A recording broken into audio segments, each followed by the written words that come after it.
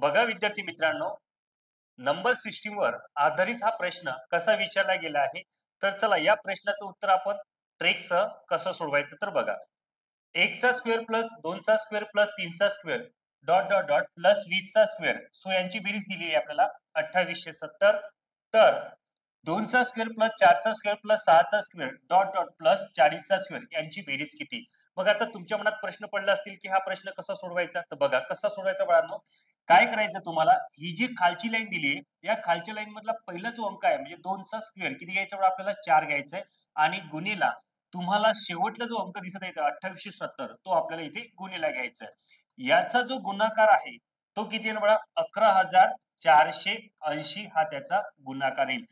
तर हा प्रश्न तुम्हाला जर व्यवस्थित समजला असतील तर या प्रश्नाचं उत्तर तुम्ही मला नक्की द्या, ते पण आपल्या कमेंट बॉक्समध्ये. थँक्यू.